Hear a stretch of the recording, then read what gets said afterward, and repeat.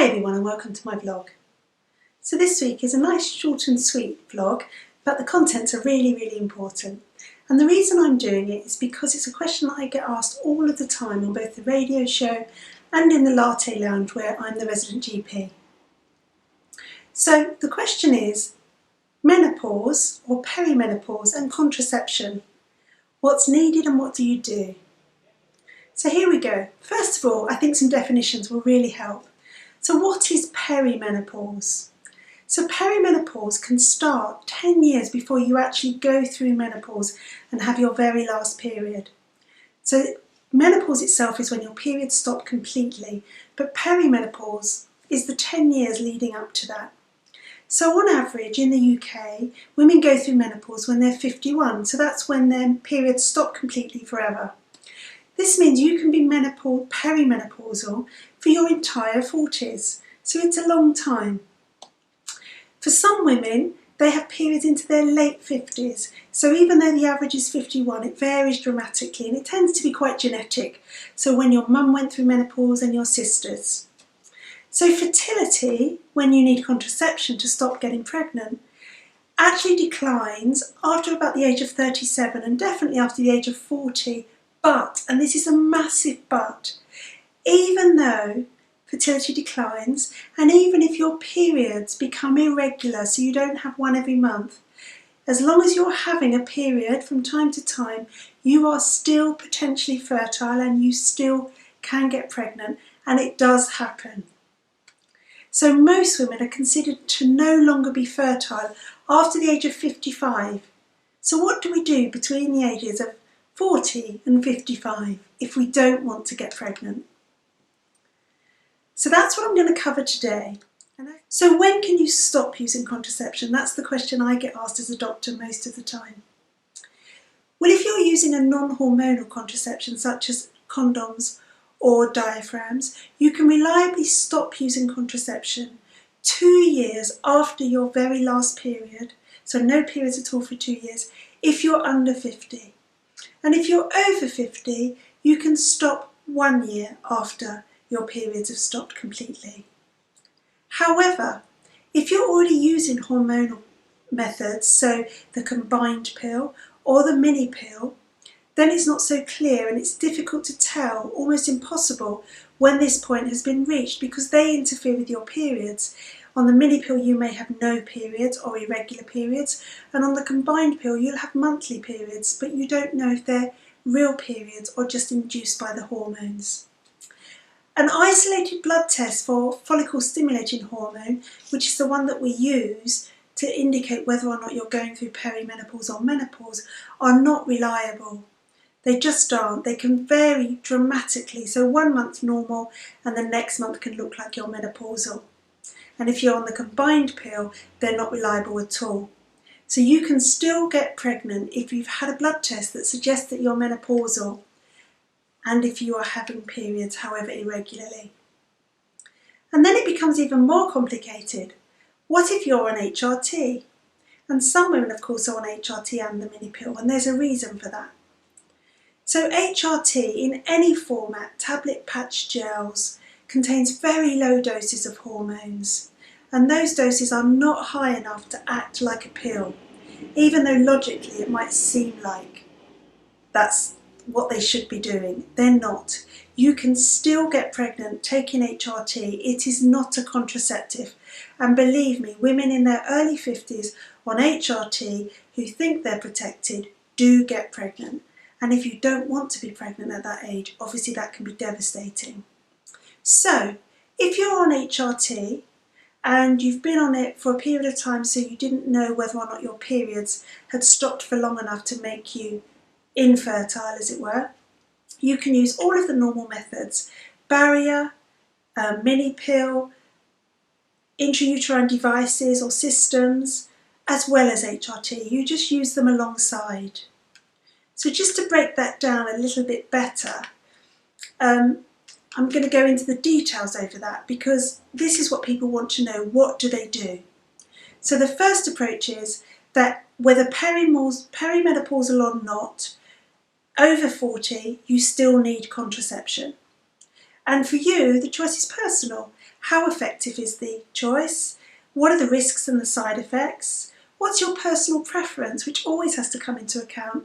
And are you on HRT or not? And then you start thinking about the choices. So let's assume you're on HRT, because that's what this vlog is about, and you use barrier methods. So if you're quite happy using condoms or a diaphragm alongside your HRT, no other methods are needed. You're protected if it's a condom against sexually transmitted infections, and sexually transmitted infections have gone up amongst women who are over 50 because we're seeing marriage breakdowns and new partnerships, and people are having sex with people other than their partner in times when they wouldn't have done that previously because society was different. So barrier methods give you that protection as well, although they need some planning. So again, you have to decide what works for you.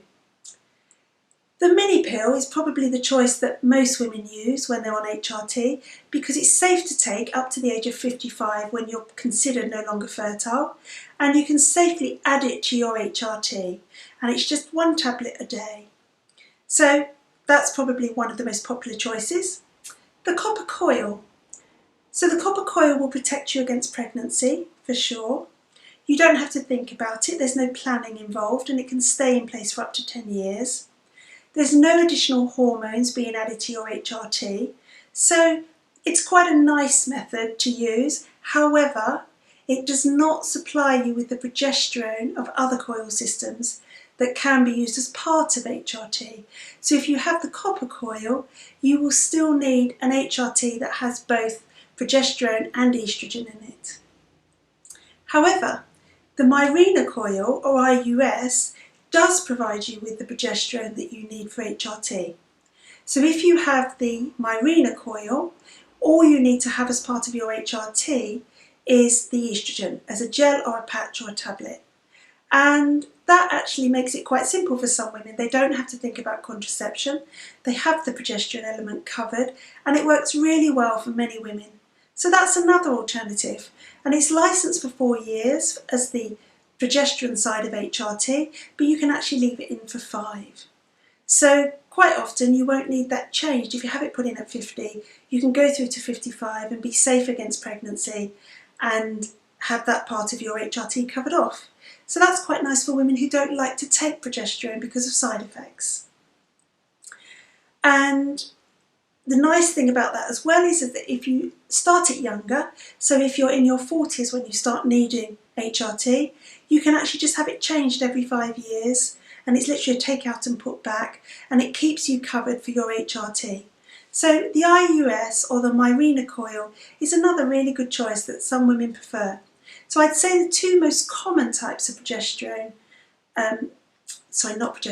the 2 most common types of contraception that women use alongside their HRT is the mini pill, which goes on top of HRT, or the Mirena IUS coil, which actually acts as the progesterone part of your HRT. So it's reasonably simple, even though it quite often doesn't appear that way. And to summarise the whole effect, fertility definitely does decline over the age of 40, and you are much less likely to get pregnant in that age range, but women do all of the time. And whilst you're still having periods of any type, any regularity, there is a chance that you might just throw out 1 good egg, and that's all it needs, obviously to meet 1 good sperm, and you could get pregnant. You do need, therefore, practical, safe contraception to cover you for this period if you don't want to be pregnant, and some women do. You need contraception until you've been without a period for 2 years if you're under 50, or for 1 year if you're over 50. But if you are taking hormonal contraception in that period, it's very difficult to tell when you've hit that point. So the safest assumption, and the one recommended by the BMS, is that you are still fertile until the age of 55. So add contraception to your HRT. And as I've said, HRT is not a contraception on its own, and you can still get pregnant on it if you haven't added other contraception. And if your periods were not, as I've said, finished for 2 years or 1 year, depending on whether you're over or under 50, when you start HRT, then you definitely need some contraception. So hopefully that's a very complex subject that people really struggle with, covered in a very simple way for you today. And I hope you enjoyed it. Please do ask me any questions after the vlog. I'm more than happy to answer them. Or in the Latte Lounge or the Menopause Support Network, all of those places where I operate as a doctor and give my advice, and I'm more than happy to answer. But hopefully that's given you the basis. So HRT is not a contraception. You do need to add something to it, and the choices I've covered for you. Thanks for listening as always. It's been a pleasure. It's always a pleasure. And let me know if there's any topics that you want me to cover. Take care. Bye for now.